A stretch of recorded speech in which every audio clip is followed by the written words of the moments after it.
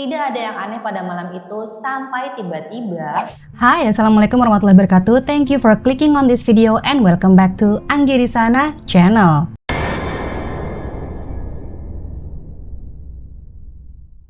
Gimana kabar kamu hari ini? Udah lama banget ya aku nggak muncul di sini. Agak canggung sih jujur, karena waktu terakhir kali upload tuh rasanya udah kayak satu kehidupan yang lalu gitu. Aku sempet kayak menghilang kemarin bukan karena aku nggak sayang dengan channel ini, tapi karena ya hidup aja gitu. Ada masa-masa dimana aku harus mundur dulu, istirahat, merapikan diri luar dan dalam. Tapi sekarang aku balik lagi. Bukan karena semuanya udah beres, tapi karena aku kangen ngobrol, kangen cerita, dan kangen bikin channel ini hidup lagi. Channel ini akan tetap berisi cerita-cerita yang bikin kita mikir, ngerasa, atau sekedar nemenin kamu makan malam atau sebelum tidur. Pelan-pelan dari hari ini aku akan mulai lagi, dan aku sangat berharap kamu masih betah di sini. Terima kasih ya buat kamu yang udah nungguin atau lagi nyasar di sini sekarang.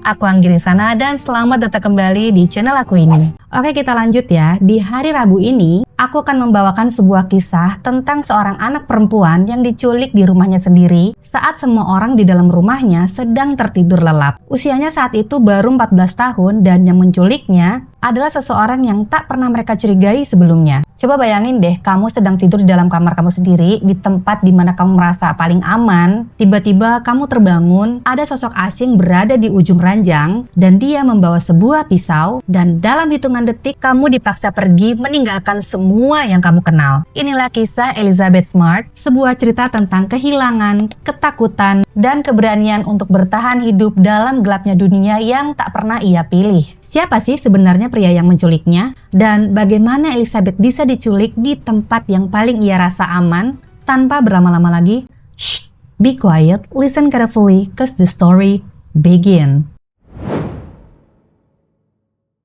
Elizabeth Ann Smart lahir pada tanggal 3 November 1987 di Salt Lake City, Utah, dari pasangan Edward Smart dan Louise Smart. Dia adalah anak kedua dari 6 bersaudara dari keluarga Mormon yang religius dan cukup berada. Elizabeth ini memiliki 4 saudara laki-laki, yaitu Charles Smart, Andrew Smart, Edward Smart, dan William Smart, serta 1 saudara perempuan, yaitu Mary Catherine Smart. Elizabeth ini dikenal sebagai gadis yang manis, pemalu, dan sangat berbakat dalam memainkan alat musik harpa. Sedari kecil hingga ia masuk usia 14 tahun, Elizabeth tinggal di lingkungan yang aman dan damai. Pada musim gugur tahun 2001, sekitar Oktober-November, ayah Elizabeth Ed Smart sedang berjalan-jalan di pusat kota Salt Lake City. Ia kemudian bertemu dengan seorang pria tunawisma yang berpakaian lusuh seperti nabi pada zaman dahulu, lengkap dengan jenggotnya yang lebat dan panjang. Nah, pria itu kemudian meminta bantuan kepada Ed dengan mengatakan ia butuh pekerjaan harian untuk sekedar makan dan bertahan hidup. Ed yang dikenal ramah dan religius mendengar permintaan pria itu, ia pun merasa iba hingga akhirnya Ed mengajaknya untuk bekerja di rumahnya. Ed memintanya untuk bantu-bantu memangkas pohon, beresin taman, atau bisa kita sebut sebagai tukang kebunnya lah ya. Dan pria itu pun datang hanya 1 atau 2 kali ke rumahnya Ed untuk membersihkan taman di rumahnya, dan kerja di tamannya pun hanya sebentar. Kalau sudah selesai beresin taman, ia pun langsung pergi. Tak ada yang terlalu memperhatikan kehadirannya, dan bahkan tak ada 1 orang pun yang tahu siapa nama pria tersebut atau kemana pria itu pergi setelah beresin taman di rumahnya Ed. Dan justru di saat itulah, tanpa disadari, seseorang ternyata sedang mengamati, merekam segalanya, menyusun rencana, dan diam-diam memilih Elizabeth.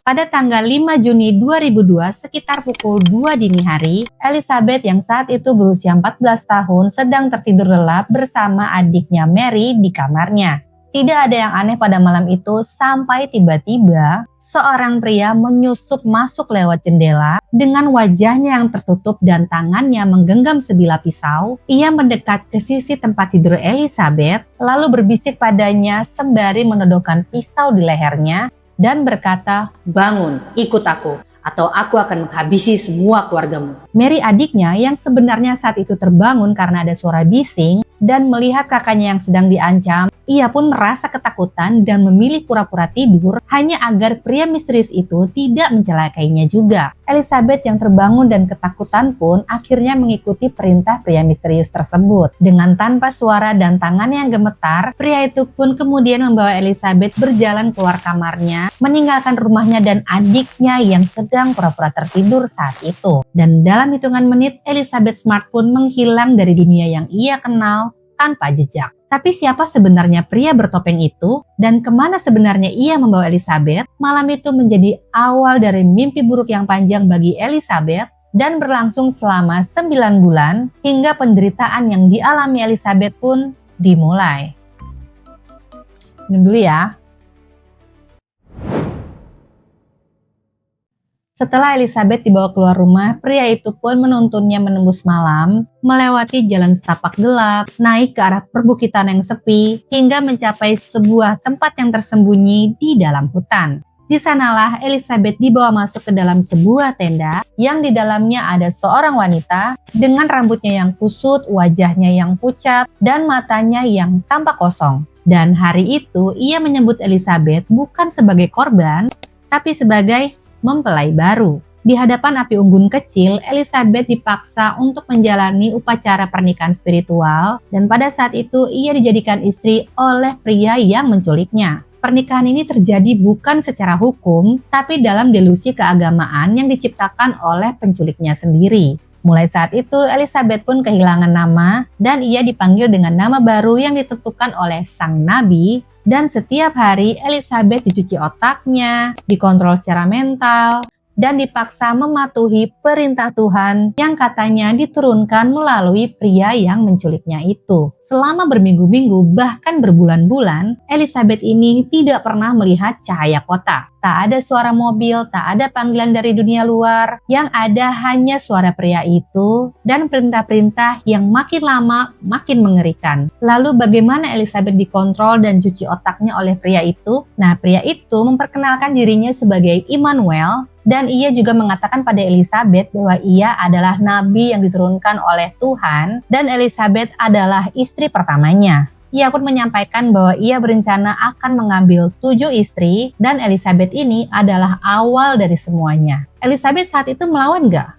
Tentu saja ia mencoba melawan. Namun ia diancam, dimanipulasi secara emosional dan bahkan dipaksa untuk percaya bahwa semua yang terjadi padanya adalah kehendak dari Tuhan. Dan yang lebih menyakitkan adalah fakta bahwa Elizabeth sebenarnya tidak pernah dibawa jauh dari tempat tinggalnya. Ia hanya disekap di gunung yang jaraknya hanya beberapa kilometer dari rumahnya sendiri. Hingga beberapa bulan kemudian, Elizabeth ini pun dibawa turun dari gunung untuk pertama kalinya. Ia diajak berjalan di area publik, tapi dengan penampilan yang tidak bisa dikenali. Elizabeth dipakaikan kerudung dan pakaian yang panjang, diikat dengan tali, dan dijaga ketat. Ia pernah lewat di dekat polisi, tapi tak ada satu polisi pun yang mengenalinya. Karena saat itu penampilannya Elizabeth itu tidak seperti anak yang hilang. Tapi dengan penampilan Elizabeth yang seperti itu, pasti Elizabeth dianggap sebagai bagian dari salah satu kultus gila itu. Selama dalam sekapan, Elizabeth mengalami hal-hal yang seharusnya ia dan orang lain tidak alami. Setiap hari ia dipaksa untuk tunduk pada kekuasaan pria yang mengaku dirinya sebagai nabi, dan dalam tenda kecil di hutan itu, kekerasan menjadi makanan harian yang harus ia telan dalam diamnya. 9 bulan berlalu dan di saat harapan Elizabeth untuk keluar dari siksaan itu mulai memudar dan ia pun mulai menyerah, tapi takdir berkata lain karena suatu siang pada bulan Maret 2003 seseorang melihat mereka dan untuk pertama kalinya ada yang mengenali Elizabeth melalui tatapannya.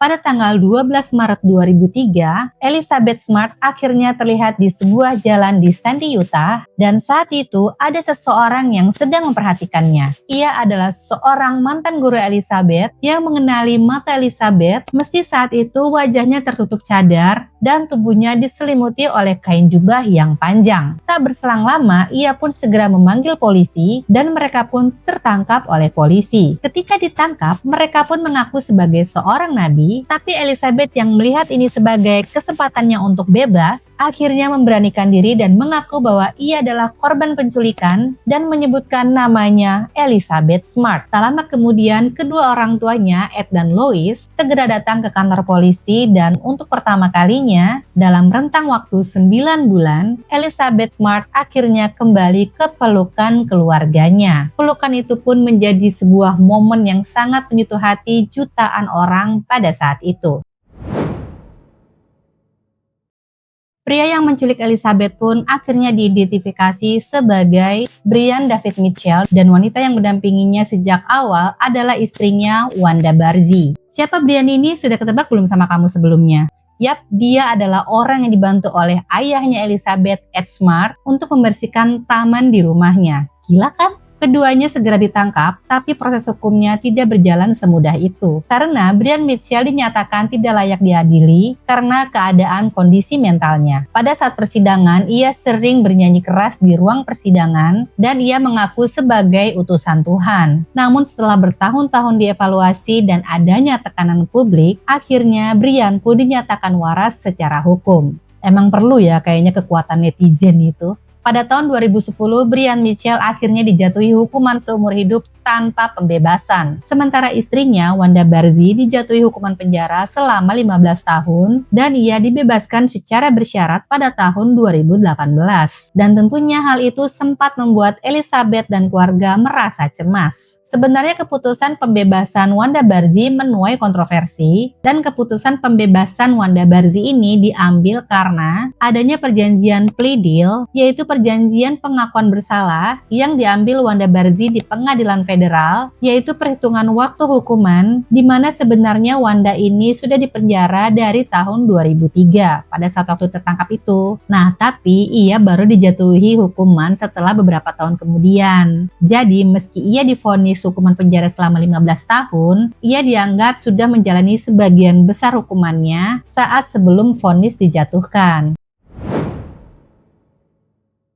Setelah tragedi itu, Elizabeth tidak memilih untuk tenggelam dalam traumanya. Ia tumbuh dengan luka yang tentu saja tidak bisa hilang, tapi ia kemudian belajar untuk mengendalikannya dan tidak dikuasai oleh rasa lukanya itu. Elizabeth Smart yang lulus dari Universitas Brigham Young University menjadi seorang aktivis dan pembicara publik. Ia pun mendirikan Elizabeth Smart Foundation, yaitu sebuah organisasi yang fokus kepada keselamatan anak dan pendampingan korban kekerasan seksual dan juga penculikan. Elizabeth juga menulis sebuah buku yang berjudul My Story. Dalam banyak wawancaranya, ia berkata, "Apa yang mereka lakukan padaku itu sangat mengerikan, tapi aku tidak akan membiarkan mereka untuk merebut masa depanku juga." Dari seorang gadis pemalu yang disekap dalam gelap, ia kini bersinar membawa harapan bagi ribuan korban lainnya. Nah, itulah tadi kisah Elizabeth Smart. Di dunia yang sering kali tidak adil, kadang keberanian besar bukanlah soal melawan, tapi soal bertahan. Meski tubuhmu dikurung, meski hidupmu dicuri, dan meski harapan terasa jauh,